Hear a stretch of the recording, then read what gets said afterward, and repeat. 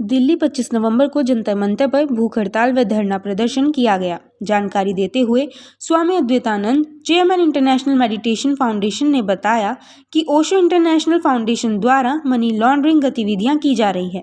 हमारे पास उसके सबूत हैं। सरकार इसकी जांच करे और धन की वसूली करके देश में धन को वापस लाए। स्वामी अद्वैतानंद ने बताया कि पुणे स्थित आश्रम को बचाना हम सन्यासियों का कर्तव्य है। उन्होंने कहा कि आज जहां पूरे विश्व में ओशो सन्यासियों द्वारा आश्रम खोलकर उनको ओशो की विचारधारा से अवगत करवाया जा रहा है, वहीं पुणे आश्रम को बेचना एक निंदनीय कार्य है जो कि वहां के ट्रस्टियों द्वारा किया जा रहा है, जिस सन्यासियों द्वारा कभी भी सहन नहीं किया जा सकता है। उन्होंने कहा कि इसके संबंध में केंद्र सरकार को ज्ञापन भी दिया गया है ताकि सरकार इस पूरे मामले में हस्तक्षेप करे और पुणे आश्रम को बेचने से बचाया जाए। साथ ही मामले में महाराष्ट्र सरकार को भी ज्ञापन देकर इस संबंधी कार्रवाई करने की मांग की गई है।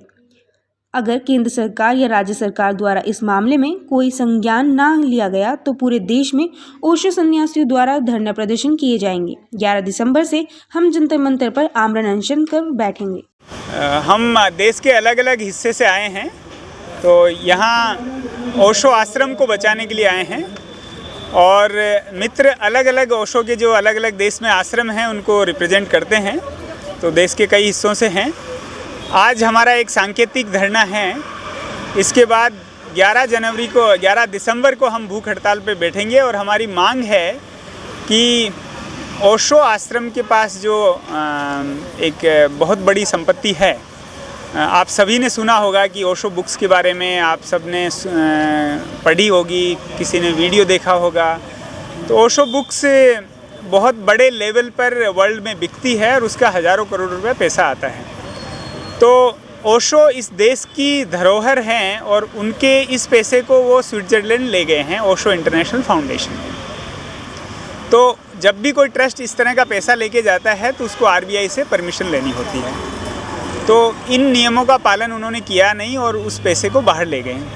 तो एक 2010 से 2016 का एक मेरे पास कुछ डॉक्यूमेंट्स आए थे और उनका हम 10% प्रॉफिट भी लेते हैं, तो वो 396 करोड़ रुपया होता है भारतीय करेंसी के हिसाब से। और ओशो आश्रम जो चलता है और ओशो की जो विरासत चली आ रही है, तो वो अमाउंट सिर्फ इस 2010 से 2016 और ये जो दूसरा धरोहर चली आ रही है उसका 1900 करोड़ रुपए बनता है। जब आश्रम के पास इतना पैसा है, उसके बावजूद ओशो पूना चैरिटी कमिश्नर पूना को एक फाइलिंग करते हैं, चैरिटी कमिश्नर मुंबई को कि आश्रम के पास पैसा नहीं है उसको चलाने के लिए, इसलिए एक आश्रम का बहुत बड़ा हिस्सा उनको बेचना पड़ेगा। तो ये बात कहीं से भी विश्वास करने लायक नहीं होती, क्योंकि एक मेडिटेशन आपको मैं बताता हूँ 2012 में, तो एक जो विदेशी मित्र अगर उसको करता है तो उसको मिस्टिक रोज नाम है, 1080 रुपये तो 1,80,000 रुपये तो सिर्फ मेडिटेशन की कॉस्ट है। फिर आप खाना भी खाते हो तो 5 स्टार होटल की जैसे चार्जेज हैं कि 1,000 रुपये का करीब आप खाना खा पाते हो। तो फिर आप गरीब आदमी हो तो फिर आश्रम में घुस ही नहीं सकते हो, घुसते हो तो उसकी भी फीस है। तो आप आश्रम में घुसने की फ़ीस ले रहे हो, खाना खा रहे हो उसकी 5 स्टार फीस ले रहे हो, उसके बाद जो ओशो की बुक्स बिक रही है हज़ारों करोड़ में, उसका पैसा आ रहा है। अगर आप उधर जैसे और दूसरे एरियाज़ हैं जैसे स्विमिंग पूल है, उस एरिया में जाते हो तो उसकी अलग से फ़ीस है। तो हर जगह पैसा ही पैसा लिया जाता है, इतना पैसा आ रहा है और कुछ ये पैसा गबन करने के मेरे पास एविडेंस है उसके। तो वो एविडेंसेज आए हैं कि मनी लॉन्ड्रिंग हो रही है। एक अभी जर्मन सन्यासी हैं, उन्होंने वो पुलिस में भी कंप्लेंट लॉन्च करवाने की एफआईआर की कोशिश की, लेकिन एफआईआर नहीं हुई, लेकिन पुलिस को दिया गया वो मैटर। महाराष्ट्र के गवर्नर जो हैं उन्होंने भी लिख के दिया कि इनकी एफआईआर दर्ज करो, लेकिन फिर भी एफआईआर दर्ज नहीं हुई। तो कौन लोग हैं जो ये सब कर रहे हैं? ओशो इंटरनेशनल फाउंडेशन के जो ट्रस्टी हैं, जो विदेशी लोग हैं, वो ये सारा चलाते हैं। कुछ भारतीय जो यहाँ ट्रस्टी हैं वो उनके इशारे पे चलते हैं। जो मेन पैसा है वो बाहर भेजा जा चुका है।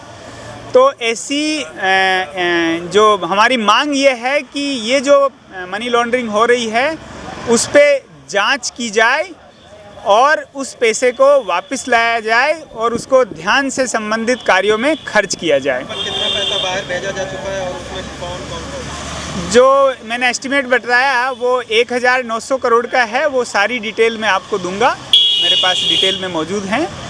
और जो अभी एक जर्मन सन्यासी ने दिया वो एक सिर्फ छोटा सा एविडेंस है। उन्होंने 3 या 3.5 करोड़ रुपए का वो अमाउंट है, वो यहाँ एक कमरा लेने के लिए दिया और उन्होंने पैसा मंगवाया एक हांगकांग में ओ मल्टीमीडिया करके कंपनी है, जिसमें ओशो इंटरनेशनल फाउंडेशन के चेयरमैन स्वामी जयेश और वाइस चेयरमैन स्वामी अमृतो,